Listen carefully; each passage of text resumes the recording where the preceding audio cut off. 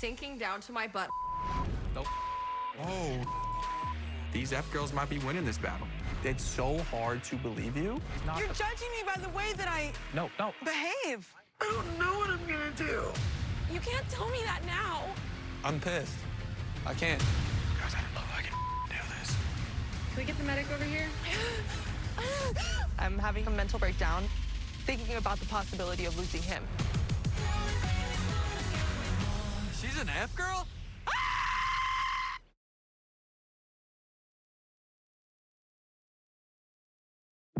Every day, the world gets darker. You're clinical. Now at 10, he was rising to the top of the LAPD, but now the former assistant chief is fighting back against the department. The exclusive interview following an alleged stalking scandal. Plus, targeted and terrorized in the middle of the night. The new video of a burglary spree as family-owned businesses are left devastated by the constant crime. And from a rivalry rematch to a legacy-building matchup, women's college basketball reaches new heights in the Elite Eight. Now on the news at 10.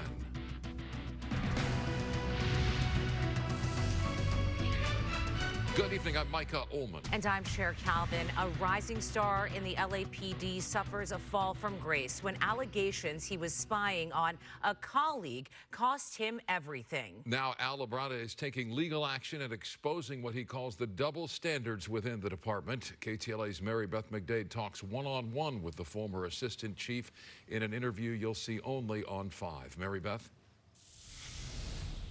Yes, you know, Mike and Cher, he was never arrested and never charged. Yet his name was released to the public and he was demoted. Well, tonight, Al Labrada wants to clear his name and is only talking to us. He also gave us or shared with us this document. It is from the San Bernardino County District Attorney's Office. It says that no criminal charges will be filed, and it outlines the lack of sufficient evidence. I think it's important to address the issues of clearing a wrong. Al Labrada was an LAPD assistant chief. He was often the acting chief when Chief Michael Moore was out of town. Many saw him as the possible next chief after Moore's retirement. But his 31-year career with the department took a dramatic turn after his former domestic partner, who's also an LAPD officer, accused him of putting an AirTag tracking device on her car. My career has been tarnished.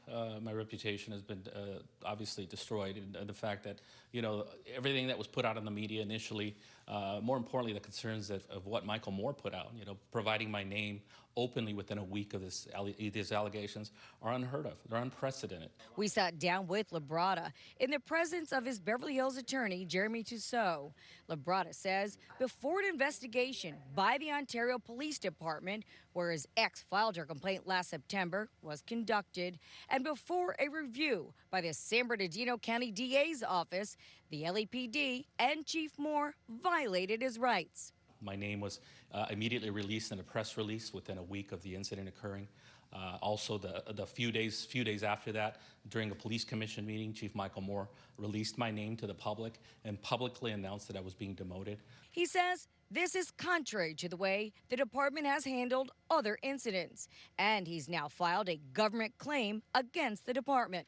There's expectation of privacy, there's a police officer's Bill of Rights, and more importantly, there's what's called due process. In this case, it wasn't afforded to me. He tells us the department also withheld an important document that they've had since last October.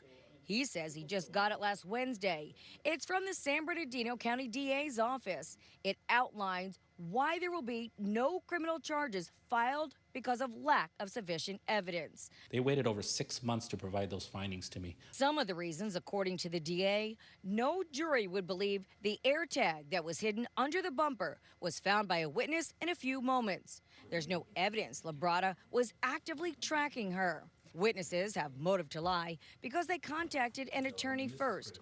And when police asked her what the suspect would say when confronted about the AirTag, she said he may say he placed it on the car in case of theft. Did you ever stalk her? Did you ever put a tracking device on her car illegally? No, I did not. As I mentioned, we were in a 6-year relationship, 2.5-year domestic partnership. We were in the process of purchasing a home. We had a breakup, and unfortunately, it led to